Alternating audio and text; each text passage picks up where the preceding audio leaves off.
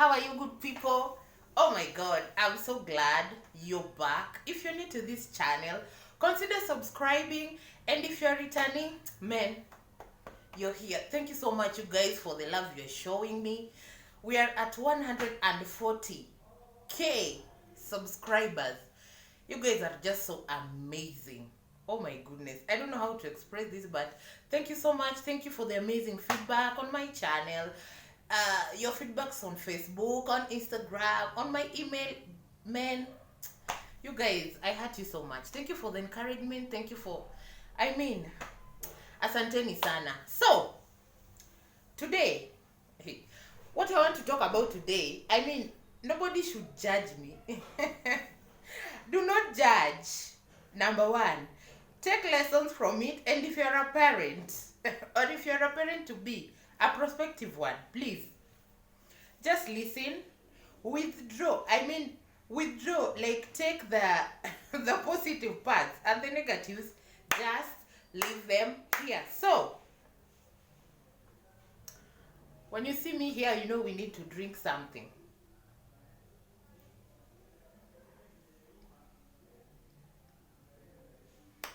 Let's dive right in.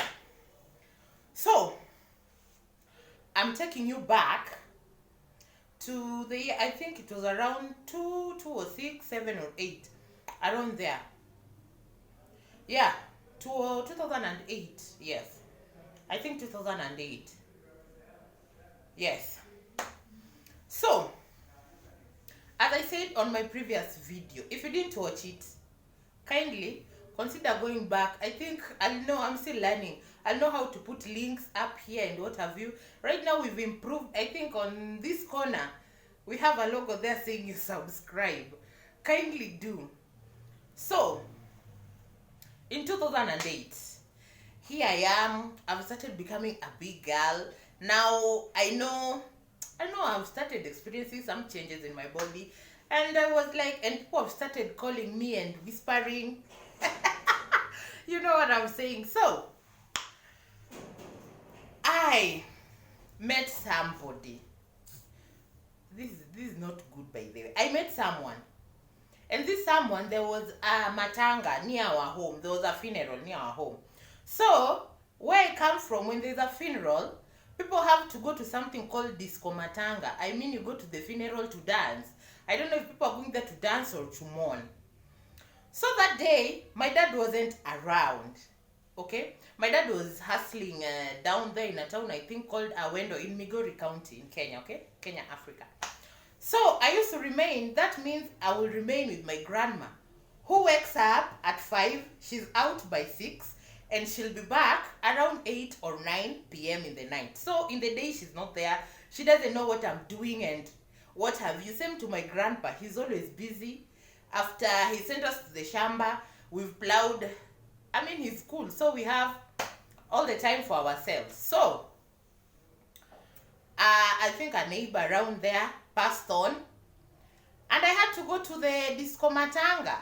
They call it disco matanga. So I went there. Met with this guy. Those days I used to love to dance. And people who were around my place there, that time, by then they do know how to dance. So we used to go there with these moves. There was this song called, the beats go, You know it, I've forgotten the song. So there was this time people used to dance, so I knew how to do it. So, and there was this guy who was also there. He'd come from outside our town or something like that. So you could tell he's new by the way he used to know how to dress. As in, he used to pick a look. We dressed so well. And I was like, hey, even me here, I'm the one who had figured look, and I was okay. So we started dancing. After dancing, we started knowing each other. Okay? We knew each other. I used to go to a school. It was around, I think, I'm not sure, from my place to our school, I don't know, it was 6 kilometers or something. I used to walk in the morning. Going to school, I had to come back for lunchtime, prepare lunch. In fact, I used to have my great grandmother also. So she was the one to make the fire. These 3 stones, that's what we used to use. So she used to put water for ugali. Ugali is cornbread in English, if I'm not wrong. So that when I come, I found it has already bubbled. I cook quickly, I eat and go back to school. Okay. So that guy started timing me. He knew where I was coming from. He started timing me in the evening. Oh, hi, you look beautiful. And those days, I had started knowing how to apply fare. There was something called Fair and Lovely. So when I'm given money for lunch, like 30 bob or 20, I would save 10 shillings, go buy Fair and Lovely, so that every time my face is not shining as it is right now. So at that time, I started knowing myself. So this guy, after timing me, we started talking, asking me why I come from so far away from school, coming back for lunch and what have you. So he decided he'll be giving me 20 bob for boda boda. These people, boda boda in English, I don't know the name. People who use bicycles to transport people. So there I am. I started getting 20 bob. Obviously, he enticed me, and he was the only person who was telling me, oh, Laura, you are beautiful and what have you. I mean, those words were so magical. That one is story for another day, okay? That one is story for another day. And I'm going to state clearly what made me get into this situation that I got myself into. So this guy, let me estimate the age. By that time, I think I was around 15, 14, around there. And I think he was like 18. So like he was a big person, you know. He was a big person.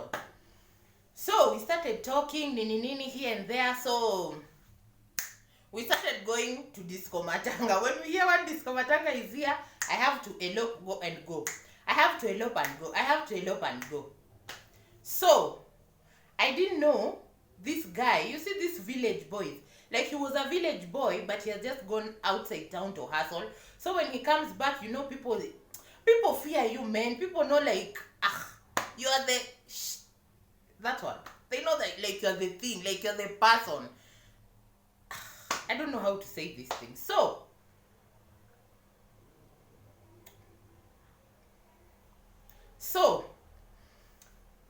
it was always like my grandma was always going to work Monday to Thursday. So she was home on Friday and Sunday. Partly she would go to church, come back, then go back to church, then come back jioni in the evening. And in the evening that season, our cows were not removing milk, so it was a must that she had to send me to go get milk, okay, in the evenings. I used to love it. When she sent me to go and get milk at 6, I know I'll get that person of mine, and he would give me 20 shillings for boda boda tomorrow, okay? So it goes on and on, on and on, on and on, on and on. So this day, I used to go on that Sunday was the day I used to go take my shoes to the shoe cobbler, go take my uniform to the tailor, plus going to buy milk. Like I could be sent at 4 o'clock, like 4 p.m., and I'd come back at 7. So this day, young girl, my grandma has sent me. That day, I think my dad had come on, I think the Friday of that week. He had come to see us. So there is someone just from our village. I'm telling you, people from my village have mehe. But it's okay, it's allowed. Like children, I believe children are communal.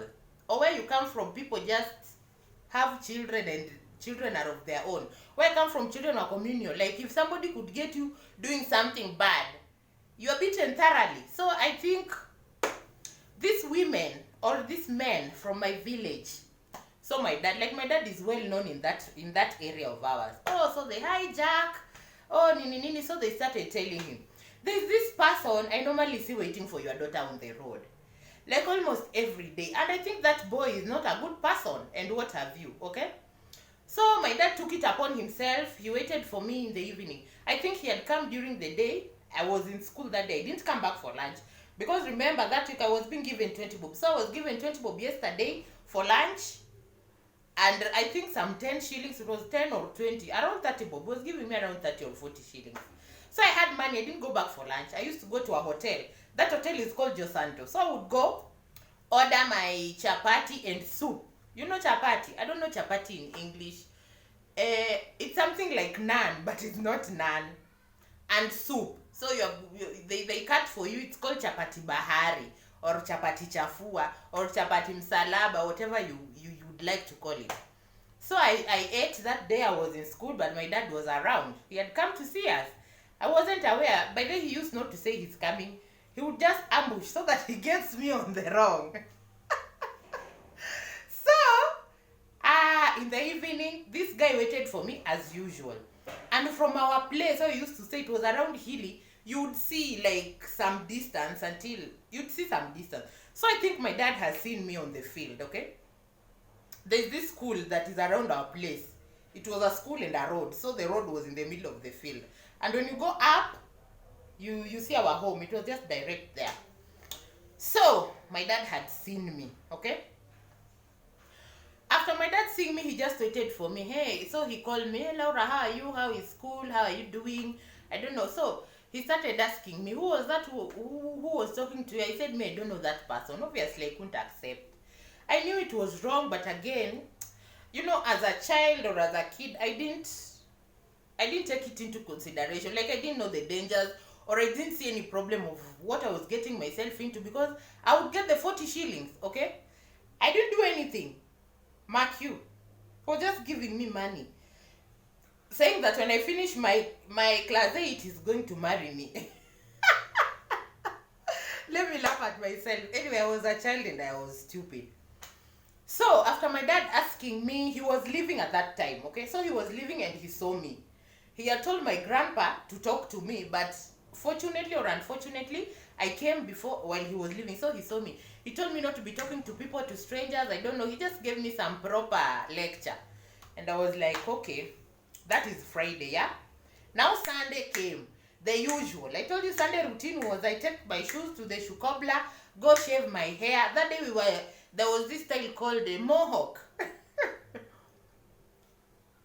Take my shoes to the cobbler and what have you. So, and after taking my shoes to the cobbler, I would leave my shoes, go to the barber, get a haircut, then we start talking and walking in those places with this person. Now, that day, I don't know what happened. I didn't know this person had, I don't know, a girlfriend. He had impregnated somebody. And the parents of the somebody said he should take the somebody and keep her in their home. Which I didn't know and I didn't ask. Like, I didn't know these things. I didn't know how to interrogate people. I was still a child. You people, for heaven's sake. Now that Sunday has come, my grandma, as usual, she's come back at 5 or 5:30, 6 around there p.m. Gave me money and a jerrycan of milk, and I carry my things. I told her, oh, Shosho, I also need to go and buy pads, but I just needed to go to say that I had a lot of things to buy so that I take a lot of time. And the shops were not around our place. It was like, I think 3 km or 2 kilometers. So, there I am. We went. He was waiting for me another place. You guys. Oh my goodness. I reflect something and then I'm like, God really loves me, by the way. So, he waited for me. We took the shoes to the shoe cobbler for what? For repairing and beating shoe polish or applying shoe polish. Then after that, I took my uniform to the tailor. It was supposed to be put a patch around this area. You can see the area, yeah? Yeah, around that area. So, we started going and he told me he's going to take me to his friend's barber shop. Like, the barber knows how to cut hair and he's going to pay for me. And I was like, the 20 shillings have been given. That one I've saved. So, there we go. We get near, I think, around 200 meters to the barber shop. Guess what? Hey. The girlfriend was there. She had a child. Have you ever frozen? So the lady started shouting at me. And then the place he was shouting and the place I was going to shave, my dad's friends are always there, and that place he used to go to hang around with his friends, play some pool and what have you. Now the woman started shouting. Running, she put her son down. She came running at me. You guys, I've never froze in my life like I froze that day. She ran, came and grabbed my shirt. She started saying I'm the person who is taking her husband away from her. I mean, I didn't even know what husbandry is. I didn't. And I didn't know number one or number two. I didn't know that like they were together. I did not know. And I didn't know how to ask. And I didn't know how to read people who are married as compared to now. I didn't know these things. Please don't judge me. There the drama has started. The crowd has formed.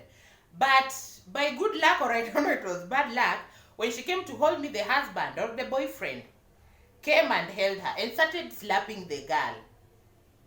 It was so bad. I decided to run and hide inside the barber shop. So those people hid me there. The woman left her child there, started running, and she started saying she knew the home where I used to come from. The lady began to run. She ran and went home. Okay? Friday my dad had left. So when she went home, she found there is this tree my grandpa loves hanging there and chilling. So it was around 6.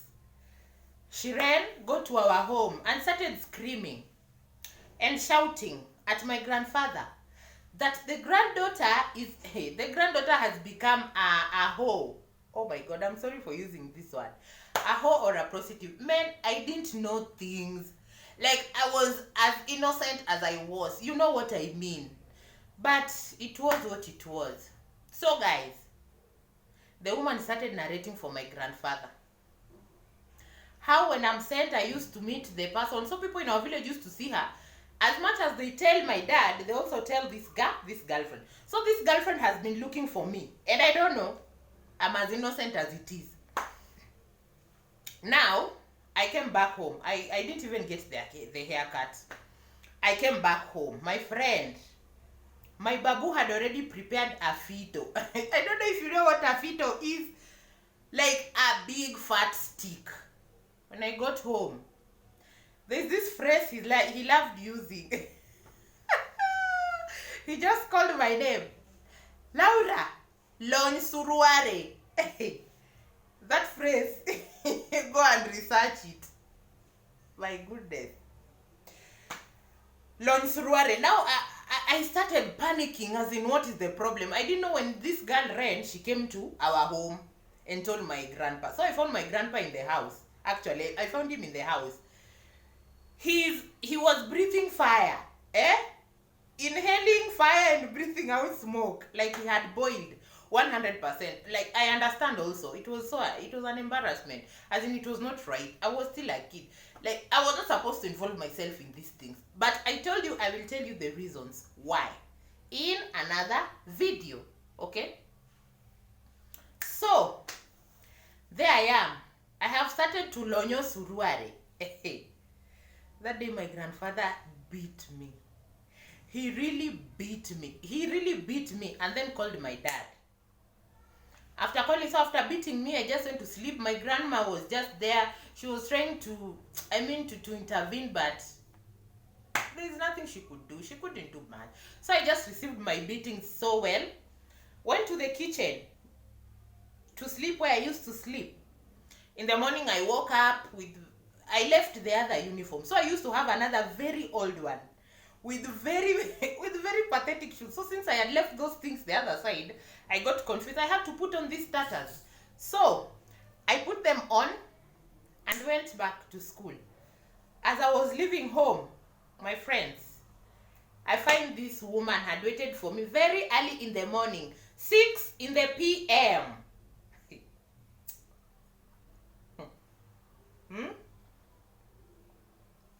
There was this red skirt she had. The skirt she had yesterday. And it seems she didn't sleep well. She was waiting for me on the road. So that day I knew I'm dead. But God willing, or by good luck, my grandpa was following me behind. So I think he was following me to see this person who normally waits for me on the road.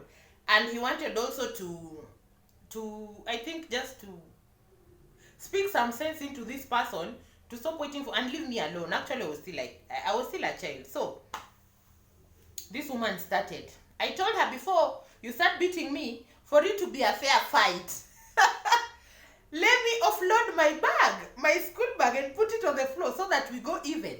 If you've defeated me, I'll agree. If I defeat you, you agree. She said, okay, put your bags down. My people.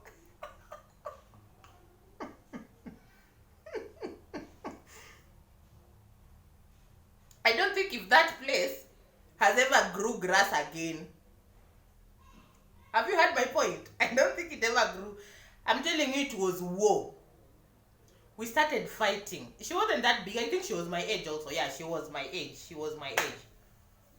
My friend, we fought. By the time my grandfather was coming, her skirt was torn up to here. For me, my uniform, it was tattered. It became more tattered than it was. But I still had to go to school. So my grandfather came with some other people, caught us and started separating us. Okay, so my grandfather started asking her, I thought you already talked about this girl is a child, I don't know what, why did you come and attack her here, what if you could kill her and what have you. So my grandfather took this girl because she was becoming resistant.